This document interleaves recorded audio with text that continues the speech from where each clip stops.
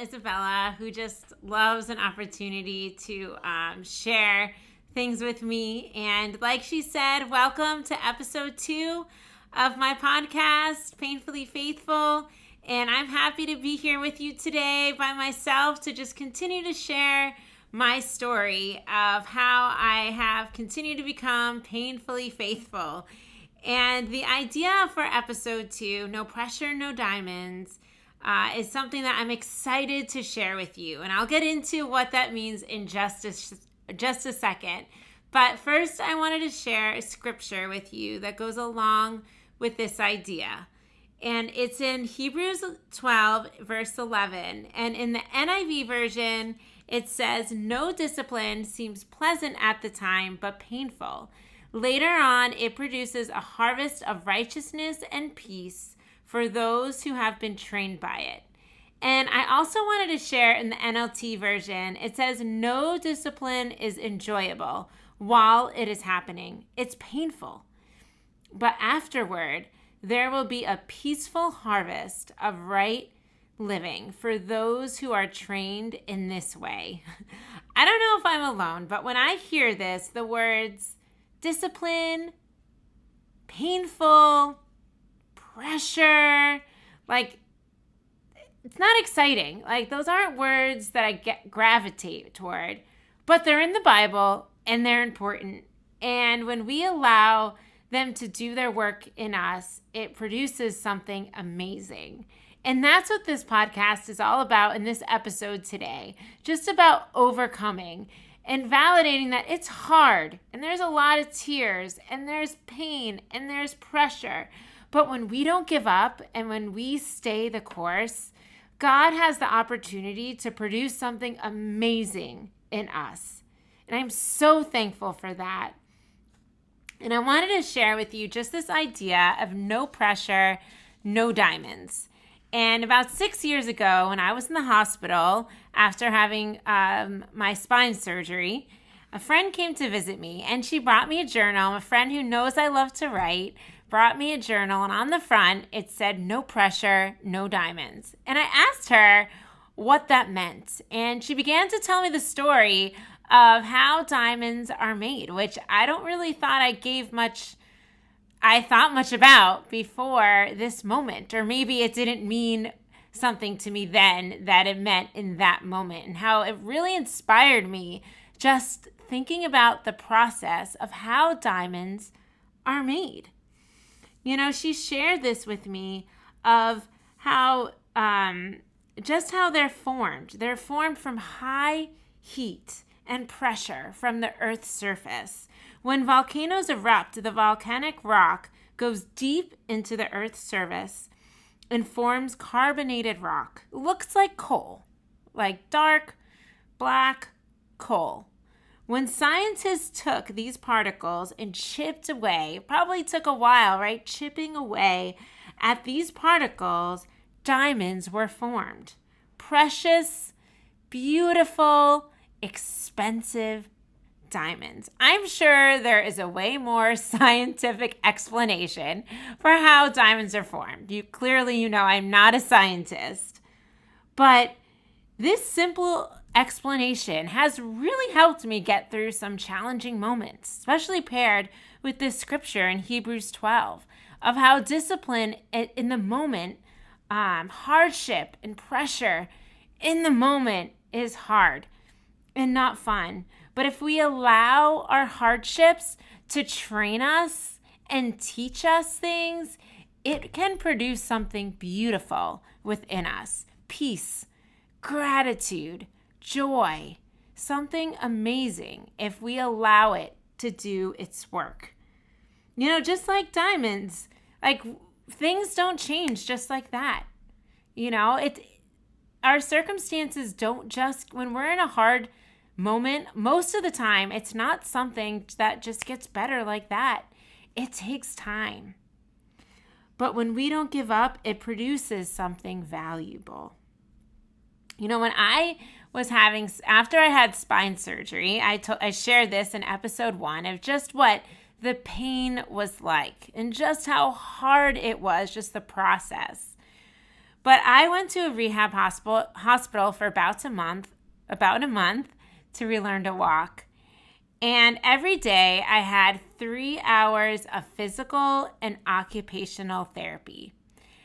And I started off doing exercises that were like ankle rolls, just rolling your ankle around, moving my feet around. And I would go back to my hospital bed and be exhausted. Like, I'm not exaggerating. I would be exhausted. And I would lay there and I would think, I am so exhausted from rolling my ankle. How in the world am I ever going to be able to walk again? And the idea was grueling. But if I continued to just think of how there's no way this would happen, I probably wouldn't have been able to do it.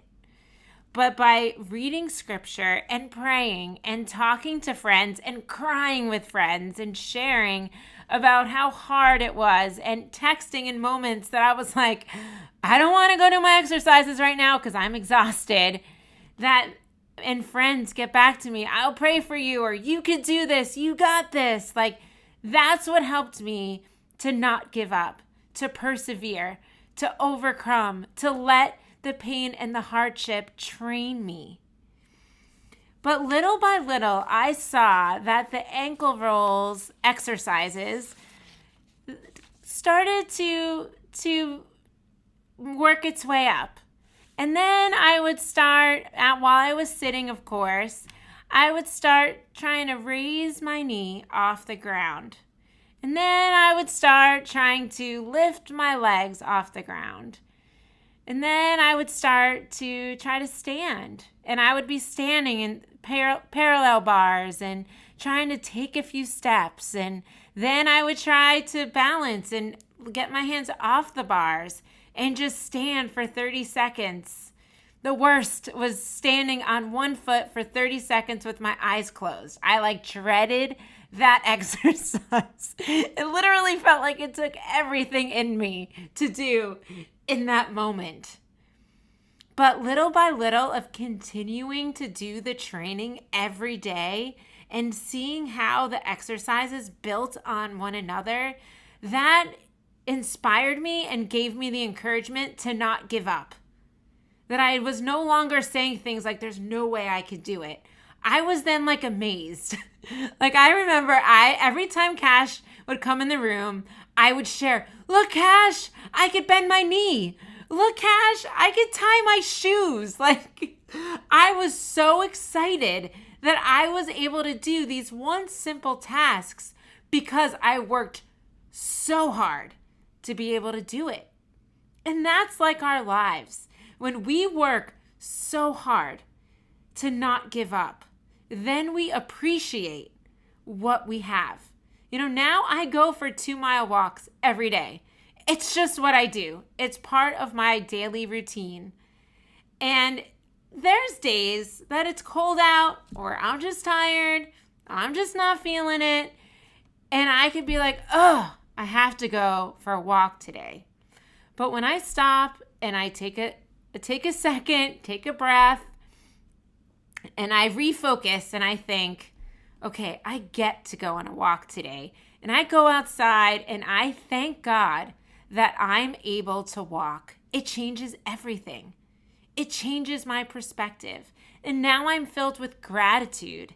And I stop and I thank God that I have 2 working legs that allow me to walk, that allow me to go on walks with my kids and with my husband, and of course, with my precious dog, Rosie. But I might have taken that for granted if I didn't stop and work hard and not give up through the hard times. So I want to encourage you today to think about that for yourself. That when you're going through something hard and you feel like crawling under the covers, but instead you decide to show up and do the hard thing, it has the ability to produce something amazing inside of you. And there's another scripture that I wanted to share with you that goes along with this concept of no pressure, no diamonds, that goes along with this concept of discipline and pressure and pain, producing something beautiful within us. And it's in 1 Peter chapter 1, and starting in the middle of verse 3, it reads, "In his great mercy, he has given us a new birth into a living hope through the resurrection of Jesus Christ from the dead, and into an inheritance that can neither perish, spoil, or fade. This inheritance is kept in heaven for you, who through faith are shielded by God's power until the coming of the salvation that is ready to be revealed in the last time. In all this you greatly rejoice, though now for a little while you may have to suffer grief in all kinds of trials." Right? That's what we're talking about. "These have come so that though proven genuine, that the proven genuineness of your faith, of greater worth than gold, which perishes, even though refined by fire, may result in praise, glory, and honor when Jesus Christ is revealed." I love this so much. I mean, it goes on and is just encouraging that we can have joy through hardship and trials and grief and pain. But when we have a beautiful hope that comes through Jesus, that we have an inheritance that's offered to us through Jesus, and we have hope, we can have faith and something that won't fade, that won't be chipped away, that won't get dull. And that's in Jesus, and that can't be taken away from us. And so when we're going through hard times and we feel like we are being refined by fire, when we are in the middle of the fire, when we are in the middle of the valley, that we can take hope and know that even in those moments, if we don't give up, if we stay the course and we show up, that we have the opportunity to have greater joy and greater faith. And look, I know in the moment that it stinks. I know that the pain and the trial and the hardship, that it stinks and it's hard. And I could appreciate that, and I validate that. But when we don't give up, that God has the ability to produce something beautiful inside of us. And that's what I want to leave you with today. That's what I want to encourage you with. And I want to ask you, just what about you? Is there something in your life right now that God is trying to use to train you, to produce something beautiful inside of you? And what will help you to not give up? What will help you to stay the course? Is it a scripture to memorize? Is it a faithful person that you just need to be vulnerable with, about that you need them to tell you to not give up and to call you and to be there for you? What is it? Who is it? What will help you so that you can see the beautiful progress and you can have the hope and the joy and the gratitude that comes when we don't give up and when we persevere? Thank you so much for tuning in and listening with me today.